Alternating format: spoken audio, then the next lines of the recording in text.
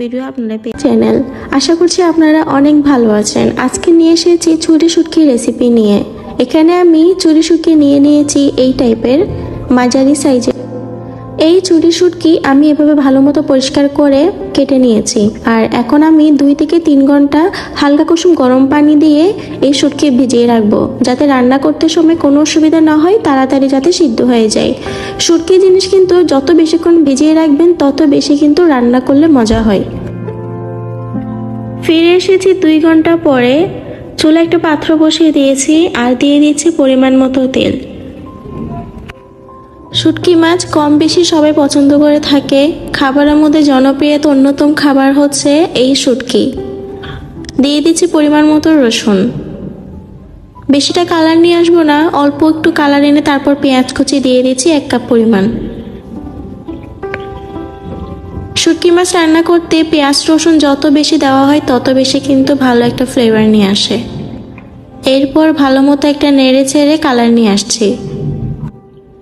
শুটকি মাছ রান্নার ক্ষেত্রে বেশিটা মশলা অ্যাপ্লাই করার কোনো প্রয়োজন নেই। শুধুমাত্র হলুদের গুঁড়া আর মরিচের গুঁড়া দিয়ে কিন্তু এই রান্না সম্পূর্ণ হয়ে যায়। এখানে আমি দিয়ে দিচ্ছি আধা টেবিল চামচ পরিমাণ হলুদের গুঁড়া, তারপর দিয়ে দিচ্ছি 1.5 টেবিল চামচ লাল মরিচের গুঁড়া। মরিচের গুঁড়া একটু বেশি অ্যাপ্লাই করছি কারণ আমি ঝাল অনেক পছন্দ করি। এরপর একটু ভালো মতো নেড়ে ছেড়ে মশলাটা ভালোভাবে মিক্স করে নিচ্ছি। শুটকি মাছে লবণটা একটু বুঝে দিতে হয়, কারণ অনেক শুটকিতে লবণযুক্ত থাকে, সেক্ষেত্রে লবণটা না দিলেও চলে। তবে আমার এই শুটকিতে লবণ অনেকটাই কম, সেক্ষেত্রে আমি পরিমাণ মতো লবণ দিয়ে দিয়েছি। এখন দিয়ে দিয়েছি 3 থেকে 4টা কাঁচামরিচের ফালি। এরপর ভালো মতো নেড়ে ছেড়ে একটু কষিয়ে তারপর আমি শুটকি মাছ দিয়ে দিব। পুরো 2 ঘন্টা পানিতে ভিজিয়ে রাখার ক্ষেত্রে আমার এই শুটকি মাছটা অনেক নরম হয়ে এসেছে এরকম ভাবে। তো এখন আমি এটা অ্যাপ্লাই করে দিচ্ছি।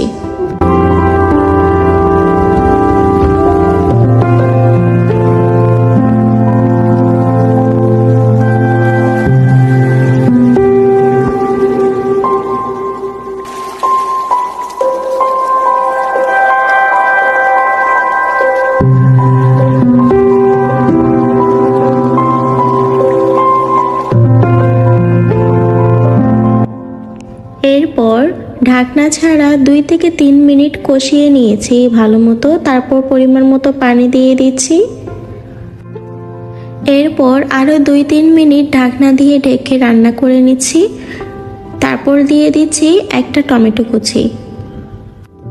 শুটকি মাছ রান্নার ক্ষেত্রে টমেটো আর ধনিয়া পাতা ব্যবহার করলে এই শুটকি অনেক মজা হয়। তো আমি ঢেকে আরও 2-3 মিনিট রান্না করার পরে তারপর আমি ধনিয়া পাতায় দিয়ে রান্নাটা শেষ করে নিচ্ছি। অনেক সহজে আমার এই শুটকি মাছ রান্না হয়ে গেছে, আর এটা খেতেও অনেক ভালো হয়েছে।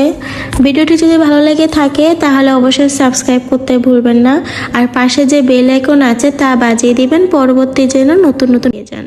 তো ভালো থাকবেন, আল্লাহ হাফেজ।